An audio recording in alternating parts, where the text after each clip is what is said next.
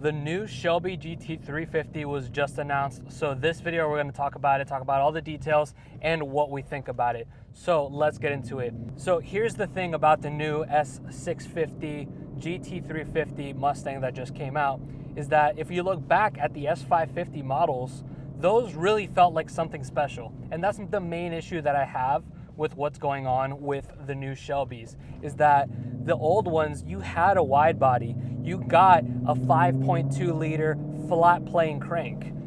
In fact, the 350s only came in manual, but this new one feels like it's missing a lot of the soul that the last one had.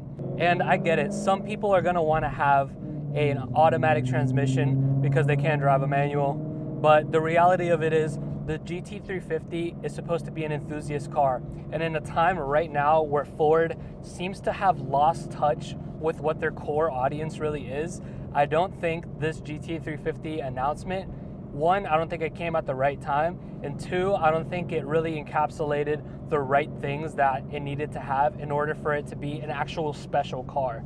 The S550 version felt like a special car. It was so different and so exotic compared to the regular GT that it felt like a completely different car. But if you look at this S650 Mustang GT350, it feels like just like the regular GT S650. Man, there's so many numbers to get. It feels just like the GT S650 Mustang, but with a supercharger. And like, you can already do that. You don't need to buy the Shelby in order for that. And that's the thing, like, that's the one different thing. And then also it has a Borla exhaust. So what you're telling me is that this special edition Mustang is really just a parts bin car. The Borla exhaust and the Whipple is what makes it special. If that's the case, those are just aftermarket components. And not to mention, the last thing is that these S650s are locked when it comes to tuning the ECU. So you won't even be able to work on this car like a typical enthusiast would. And so this leads into the next thing, is that Ford just had their worst year in Mustang sales ever. And after that, to release something like this, it really feels like they're out of touch. Because here's the thing is, the Mustang community, we love to mod our cars. You can see my car right now. I mean, we've built this thing to do so many crazy things, be awesome on the street, but also be awesome on the track.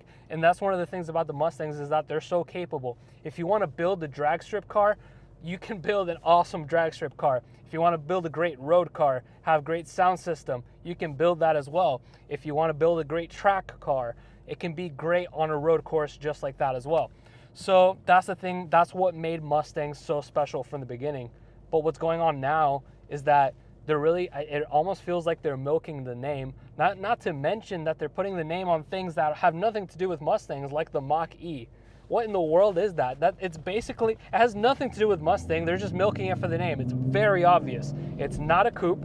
It doesn't have an engine. It doesn't. And here's the thing is, I'm not against electric cars. You guys know I have my Model 3, and so I like electric cars. I think electric cars are great. But when you get, it's an electric SUV, has nothing in common with the Mustang, yet you're putting the name on it.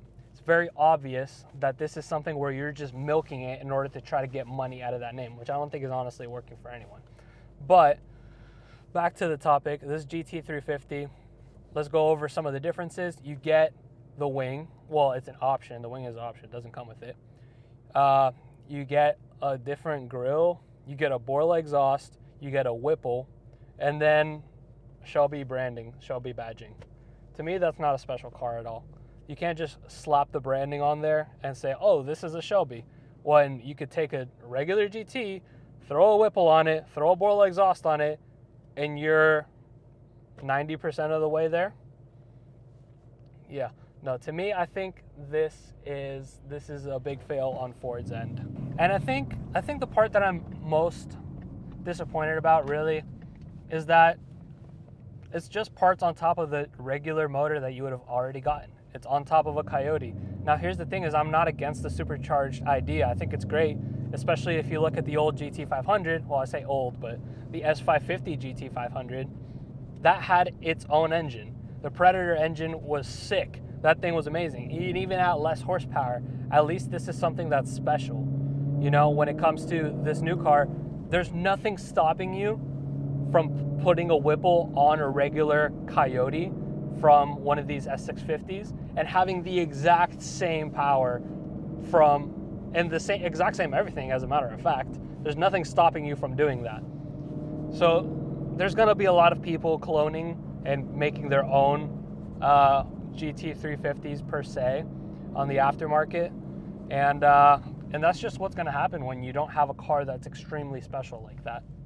And that leads into the next thing, that Ford is making very few of these. In fact, they're only making 562 of the GT350s, and they're only making 36 of the R version, which is also not that special. So I don't know. And here's the thing is, the Mustang brand has become a little bit diluted only because there's so many models. Right now, not only do you have your regular EcoBoost GT and then the new name, the Dark Horse, you also now have the GTD, which is the street version of the GT3, and we have the GT4, and we have, I mean, all these different types. Now we have 2 more Shelby models and the RTRs that was just released last week. I mean, it's, at this point, like, it's so diluted. There's so many names, and you don't quite know which one's better than what. So when you mix all of that on top of it not being special, I think this ends up creating a recipe for Ford where Mustang is going to be losing the name that it's created of these cars that are like entry level but have amazing performance, are incredible bargain, but also an incredible platform that you can build and modify to the way that you want it to be. And that's what's been causing a lot of the sales decline recently with the Mustangs, and this is only going to further that, unfortunately. So those are my thoughts on the new Mustang. You let me know what you think in the comments down below, and as we get more information, we will be releasing more videos. So I'll see you.